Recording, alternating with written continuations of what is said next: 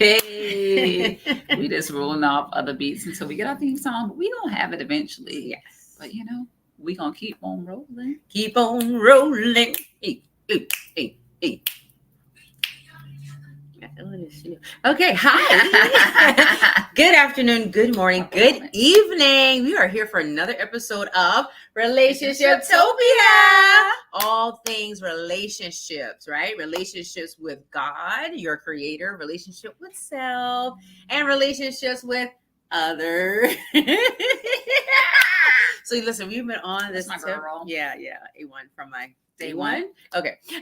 We've been on this tip talking about, we got off the episodes talking about the psychology of a man. And then my new devotional just launched July 19th, Spiritual Resilience. So we said, you know what better way to not only talk about why that resource is so very important and how it's going to help you navigate through any journey in your marriage relationship, but we want to also bring this conversation to life, right? By talking to you all about spiritual resilience and some of the things that happens within the marriage and some of the mistakes that we often make in that period of marriage difficulty. So I am your girl, Dr. Treal. I am the founder, visionary behind Wives Who Win, helping wives to transform their life and relationships so that other things around them also transform.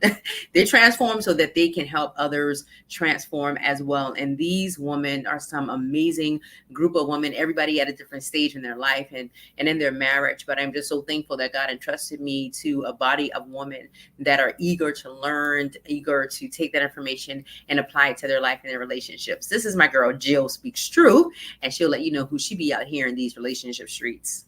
Okay, so career women who lead on their jobs and who lead in the kingdom tend to work with me, and I just help them to discover and dive into their life calling, helping to be more free, experience more freedom and flexibility and more fulfillment outside of their 9 to 5. So we do that really just through self-leadership, and it goes to everything with the relationship pyramid. All of that stuff is applicable. I don't know about the relationship pyramid. We'll tell you about that later, but it's all related to the whole theme of Relationship-topia, about really just understanding who we are first in God and just moving on up from there. Moving on up to be to the relationship side. Right, exactly. So we have a steamy topic, as Treal was saying. We're going to continue the conversation from last time, dealing with spiritual resilience. Last time we talked about the 4 seasons. If you missed it, you need to go back and check it out.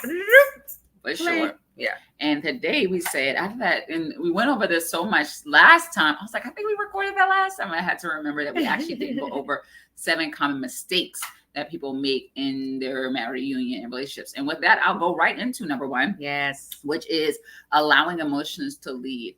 A lot of times people think when we think about love, we think of it being an emotion. And it is. There is various types of love. There's this eros type of love, which is often the love that people are so infatuated with. A common term that's being utilized now is this term called limerence, which is that very first, usually 3-6 months. It can actually last up to 4 years where you just being invigorated with a lot of emotions, a lot of hormones. It's a lot of feel good. It's a lot of excitement. It's just all about having a good time and having a good experience. And a lot of times when we think about love, to be honest, many of us, that's the only experience we have. We don't know anything deeper. But there's actually a couple other types of love. One being phileo, which is a brotherly type of love, and then another one being agape, which is that sacrificial type of love. Come on. And that is really sacrificial. And that's really, when we're talking about not allowing ourselves to be led by emotions, we have to really think about what type of love we want to exist in, whether it's our marriage and any union, really, like what type of love we're going to have and buy. And yes, it's okay to have that eros love, and that keeps the passion and all of that going, but we really want to embody that agape type of love, because that's going to allow us to not understand that it's not just about that. It's about the commitment. It's about the loyalty. It's about our values. It's about our purpose in the relationship. That's so much more than a feeling. So we want to avoid, I don't love y'all. If you love no more, that's you really in marriage. You married for 20, 30, 40 years. I haven't been married that long, but even in the time I've been married, you can fall in and out of love. Your emotions and feelings is going to change and shift. And we don't want to allow that to be the driving force of whether your marriage survive or in. It's just not, if you're living into emotions, you're on the wrong train, the wrong bus, wrong avenue. You need to turn back around, go the other way. And the thing is too, Jill, with that type of agape love that we're talking about, the God kind of love, it's a love that's unlimited. It's the love that's unwavering. It's the sacrificial love. It's the love that's unconditional, right? So you're not basing the love for your spouse, for your partner, based on conditions, based on factors, if you would, or even based on external or internal things per se, right? You're basing it on the fact that I love this person without restrictions, without limits. I love this person the way God loves me. And I'm not saying, because somebody would say, oh, you just let them do whatever they want. No, that's not what I'm saying. What I am saying is that you learn to love that person beyond their faults. Does that sound familiar? Beyond their weaknesses, beyond their insecurities, and beyond all the things. And it takes a lot to get to that place, Jill, to be able to see your partner, see your spouse, and to know these things about them, or even some things that they may have done toward the detriment or where the marriage is, and to still love them anyhow. That's the type of love that God wants us to be at. So that's good. That's some good stuff right there. I will write into number 2. And number 2 is another common mistake is pushing things under the rug. This happens so often. A lot of times in relationships, and particularly we're talking about marriage, a lot of the problems and issues that are there are avoided. They are dismissed. I think we talked about suppression on last week. They're just kind of ignored a lot of the times. But the Bible tells us it's the small foxes, the small things that destroy the vine. It's the little things that happen over a period of time where we're dismissing, avoiding. Oh, that's not a big deal. Oh, I'm over it. Oh, it's okay. When all the while it's not okay. It is a big deal, or it will become a bigger deal if we do not talk about this. Because what happens to Jill is that you find yourself, and I think this is another common mistake, so I'm not going to get into it too much, but you'll find yourself having that conversation with somebody else, right? So you'll find yourself being so irritated or disconnected maybe, or even divided with your spouse because they don't understand you, or there are things that are going on in the marriage relationship, and you're expecting your spouse to be a psychic and figure it out, or they should know this, he should know this, she should know this. I've had couples tell me that in counseling sessions. Oh, he should know this, she should know what. I'm like, how? If you're not saying anything and you're pretending, we've been married 20, 30 years, and from my perspective, we're fine. We never talked about it. We never delved into it. And as a matter of fact, we avoid it. We try everything in our power to not talk about it. We try everything in our power to not go into anything deep about that issue or that problem. And so that's when it piles up. It begins to pile up. That's like, telling your child to clean the room and they put everything under the bed. Yeah, you can't see it right now, but if they keep putting everything under the bed, right, things just start spilling out on the sides of the bed. You start smelling, some odor that's coming from the bed. You might even see some bed bugs and other little critters that are now entering because you refuse to deal with the mess. So that would be number 2. Let's go to number 3, Jill. Number 3 would be saying things that you want in the marriage. And let me say this, even the fact of every time a conversation comes up, or every other time a conversation comes up, and you bring this up, I need space, I want a divorce, I want to separate, or whatever. Honestly, that in itself is toxic, because once you state those words, one, you say it and you can never take it back. I mean, you could try to recall it, right? But it's already out there. So it already has made it a possibility that's hanging out in the balance, and it's up for grabs. And so you definitely absolutely want to avoid that. And when you say I need space, or threaten to leave the relationship, like I said, it is something that's toxic.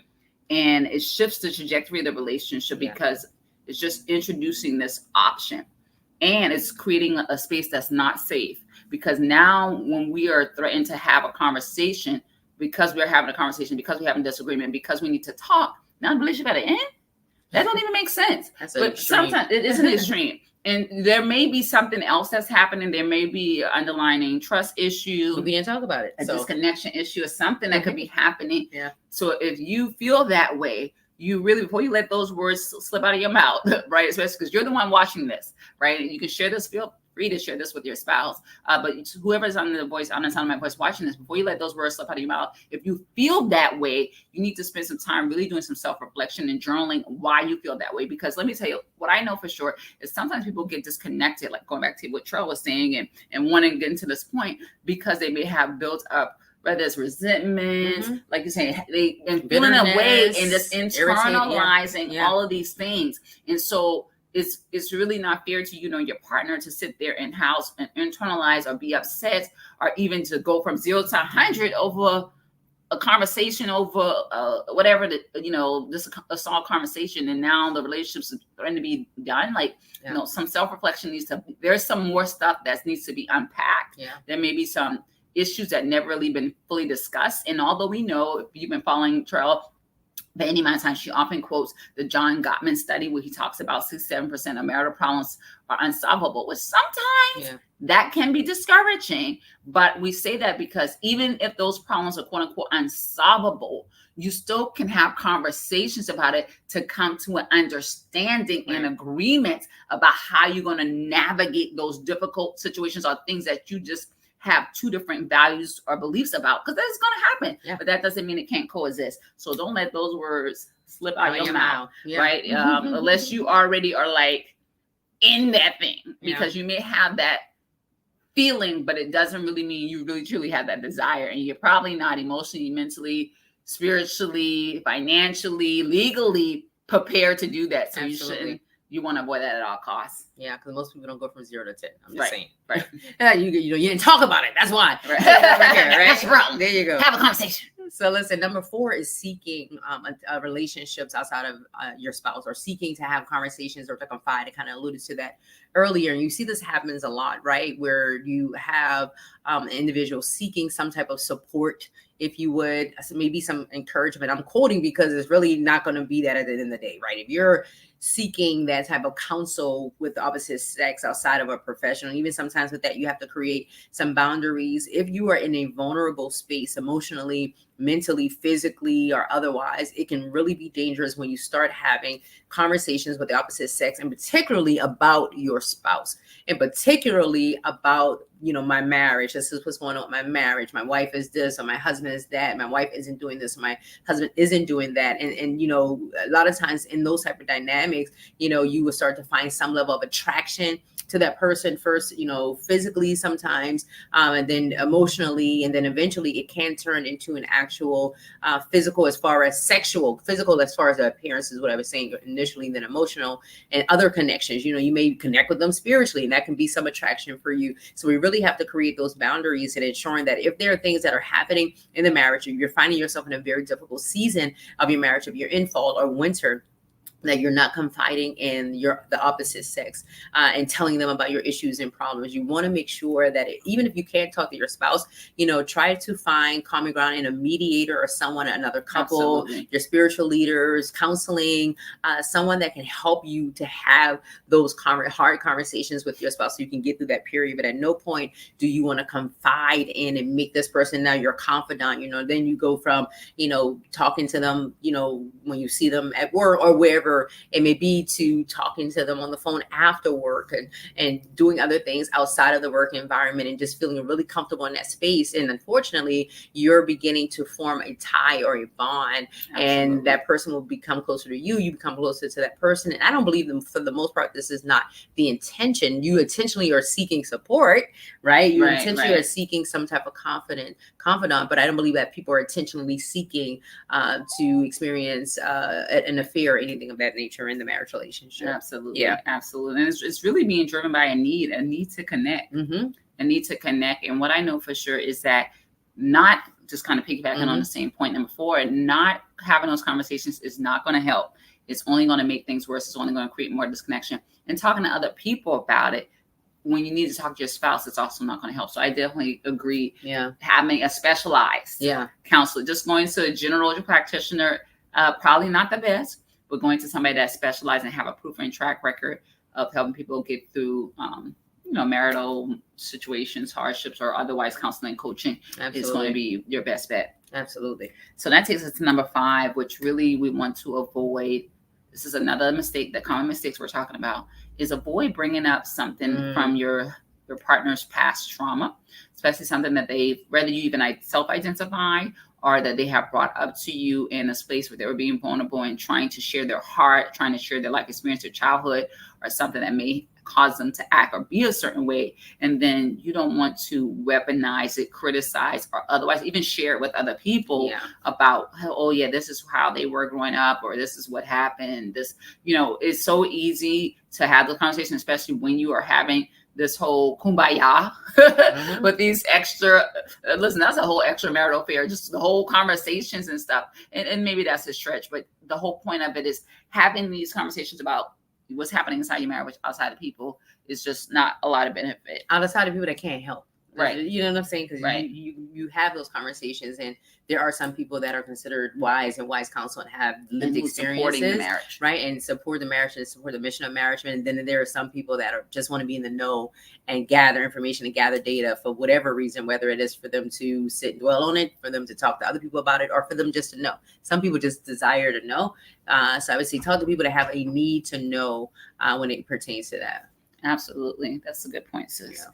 Because sometimes you do need a space to share. But like we said, the best place is to try to figure out with your partner and kind of go from there. Absolutely. So then that takes us to number 6, allowing that division in the marriage relationship. When you start seeing, I always say this, like when you start to see things changing, when you see something, you need to say something.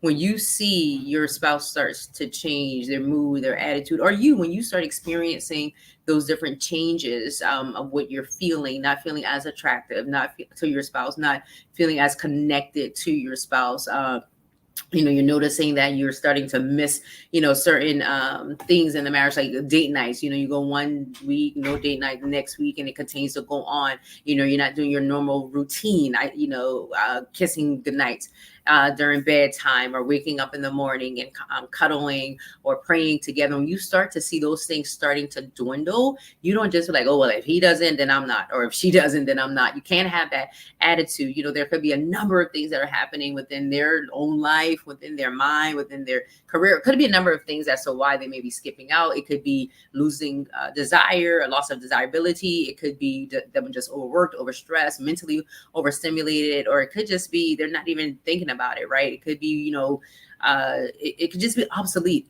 And a lot of times when it is that way, Jill, the other spouse tends to like, well, if he doesn't lean in, I'm not, or if she doesn't lean in, I'm not. So we don't want to have that attitude to say, you want to say, well, babe, I noticed we missed a couple of date nights. Let's go out or let's hang out. Or, I see we kind of getting off track here. Let's make sure that we reflect and we kind of, what's the word I'm looking for? Like you reignite whatever may have been lost, reconnects and reignite what may have or being lost at this point. At no point should you go for an extended period of time. I can't say what that time frame is. I can't say, oh, week, 2 weeks, 3 weeks, 4 weeks. You have to know, because as long as you go feeling disconnected with your spouse, you're going to start drifting away. It's easier to drift away and to stay drifted until somebody pulls back in the boat. Like you have to throw the raft over and throw the lifeboat over, can't throw a boat over, but you know what I mean? Throw a lifeline out to your spouse and say, babe, come back, bring it in, come back in. Let's talk about what's happening. Let's talk about, the stress that we've been experiencing. Let's talk about this tragic that we've just experienced together that may have had us off the beaten path of this relationship, because every relationship we're going to go through those highs and lows and things of that nature. So don't ever think that any relationship is perfect and they're not experiencing it. The difference between probably them and you, or us and them, is that they are dealing with those issues head on. They're not allowing those things to just go on and on and on without addressing them. That's good. Yeah, that's good.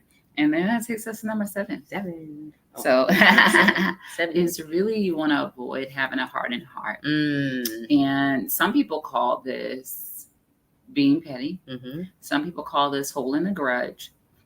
And both of those things really is a disguised code word to struggling to forgive and having an unforgiving heart, which I'm going to tell you, being married, you get to learn how to forgive early and often. And that's even just thinking about our sisterhood that we have and what my dad taught us about. If you can't have if you cannot connect and have healthy relationships in the people within your home, how can you have relationship outside your home? And one way that we have been able to do that is that when we have a conflict, it's usually resolved within the same conversation, within the same hour, within the same evening, morning, or whatever, same date, definitely within 24 hours. I can't say that I don't believe any of us really, if it was probably like once in a lifetime we've ever had a conflict that went on for days, because see what happens in those days of discontentment. It's just like this. I don't like this person. Thought, it's just a pulling back all things from the past of what they probably did or said. Absolutely. And sometimes you can cause you to build an invisible wall. And I love what Johnny, what was that guy name? I can't think of his name. Marriage Today.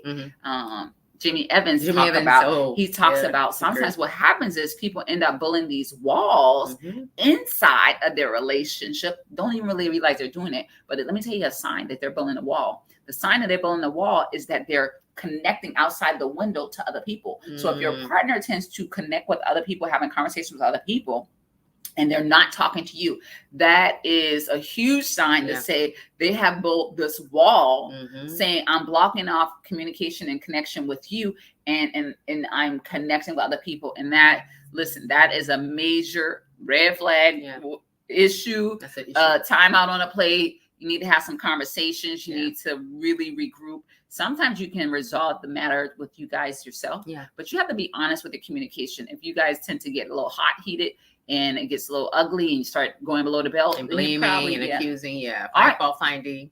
Or even sometimes if it's just a lot of dismissiveness and defensiveness, you may not argue, you may not, I want to say some things, you know what I'm saying? It may not be that aggressive. It may be more subtle. It may just be more indifferent. And all of that is the red zone. Listen, this is a state of emergency. You need to call your husband, call your wife, call a counselor. Tyrone. Don't call Tyrone, and don't call Alicia. And don't call Barquisha, Lisa, and whoever. Tina Marie. Okay. None of them need to be involved unless that's your partner. Right. So, but those are things that we definitely want to share. And I'm even going to go to an impromptu thing. And I know we're going to wrap up shortly here, but I hate to leave you here just with the identification. Yeah. Because I know sometimes if you're Googling this or if you're coming across this and you're listening to this, it may be that you are like, oh my God, I thought everything was good. I realized I thought this was a small thing, but they're telling me I need to be more in tune and kind of, I'm going to say raise a red flag. Now, I do want to say you don't want to talk about your problems all the time. Right. Not every week or focus on the problem. You do want to focus on the solution. At the same time, you need to acknowledge that there's an issue and start having a plan of recovery or a way to get you guys back in a good connected place. Because being emotionally connected is extremely important in your marital relationships. So even I don't know if Treal, I'm going to ask Treal for a tip in just a second. But my tip is, if you find yourself dealing with any things that we say today, I would say the first thing is to rekindle with emotional connectivity. Yeah. But a lot of times what people don't know, and I didn't know this for a long time, if I can be just very transparent, I didn't realize that intimacy was very much about conversation. Conversation is intimacy. Conversation is connection. One time I used to say, men and women connect differently. Men connect through activity and women connect through conversation. It's partly true. Men also do connect through conversations, especially when you're having conversations about how do you feel? How does that make you feel? And even you having conversations about what wins did you have? What are some of the goals that you have? What's some of the aspirations? What's some of the things you achieve? So having these conversations a little bit under the surface, outside of politics, outside of the news, outside of social media, let's talk about you. Yeah. Because intimacy is into me. I see. You see. Or you see. Yeah. Right. And so when you want to be able to see into them in terms of their goals, their dreams, their aspirations, their thoughts, their feelings. And now we're able to cultivate. And even if, let me give my last tip and I'm passing my, even if they say something and you do not agree, guess what? There's no value in saying that. It is not beneficial for you to tell your partner when they express something about themselves or how they're feeling to say, I disagree. Yeah. You can say, oh, I understand. I can see how you see that way. Oh, I respect your opinion. And this is what I thought about it. And so that way, because as soon as you say, I disagree, or it kind of almost discredit and dismiss and say you're wrong because I have an alternative solution that's better. But we can just make that, rather than using that but or whatever, we can make it more like an and build a bridge. Yeah, it's just a form of communication and learning how to have different styles of communication and depending on who you're dealing with. But of course, we're talking about the spouse at this very moment. So just to add on to that, because you already really spoke about the communication piece, just building that trust, seeing how you can build that trust back into the relationship, see what, reflect on what may have caused a breach in trust, and then beginning to build that trust. And also, I'll just say this again: when you see something, you say something. Don't be afraid to hold back. Don't feel like, oh, I'm bothering my spouse, my husband, or my wife, or I shouldn't say anything. This is considered nagging or complaining. Complaints are valid. Complaints are valid. If we have an issue, I can't just sit back. I see, you're in pain. I'm just not going to sit here and watch you in pain. I see that your leg is infected. I'm not going to sit here and say nothing because I don't want to bother you, right? I need to bother you. You need to bother me. We need to know that it's not okay for us to be at this place. It's not okay for us to stay in this place. We have to work as a couple to be able to get up out of whatever we're in. And I heard someone talk about when you see your partner sinning, just from a body of Christ perspective and being that person's accountability partner in the spiritual realm, when you see the sin, we need to call the sin out. We need to say, okay, confront it. This is not who you are. This is not who we are. This is not, God is not pleased. Plenty of times I've gone to my husband. I'm like, I'm not coming to you as your wife. I'm coming to you as your sister in the Lord. And the conversation is different. We do that all the time. I'm not coming to you as your wife. I'm coming to you as your friend. And that helps us to frame our conversations and how we're going to respond next. I don't want from a wife's perspective or a husband's perspective. I want from my friend, my confidant, my spiritual leader, my brother or sister in the Lord. So try some of those different tactics, if you would, or strategies in your marriage relationship, and let us know how it works out for you. So I think that's it. That's all. Make sure you go and get the devotion, Spiritual Resilience, Finding Hope and Strength in the Midst of Marital Crisis, off of the YouVersion app. I have I think I checked last time, it was like 1,100 or almost 1,200 people that just went through that devotion in itself. I have others that are there, but go and check it out. It's the hottest one on the market right now under my channel on YouVersion, Treal Ravenel, and let me know what you think about it. So yeah, sir, I got to sign up for that. I haven't signed. I still can't believe I haven't signed up. And I know I'm like trying to wrap up a couple of projects, but with that being said, I'm definitely going to sign up. And listen, this girl right here, I used to call her the devotion queen because she loves and have been studying the Word of God for like the last 2 decades and really just into devotions. And so I believe because of her, and she's like one of the best students I know. And the best students, guess what? Make the best teachers. And you will see. Check it out and tell me if I lie or what. I'm telling the truth. I'm telling the truth. Okay? Fact or fact. I'm just saying. So until next time, you guys, peace and blessings. Hope you guys enjoy this and take some things away. And I want to encourage you to commit to doing at least 1 to 2 things. So at least one will be the devotion. All right. And then you can also take one practical step. So, sign up for that devotion no matter what, but also say what step or tip I want to take away to implement to improve my marital satisfaction. Absolutely. That's in part what her dissertation is about. That's another day. There you go. That's another day. Another day for another day. That's all. See y'all later. Peace and blessings. Have a good one. Have a good one.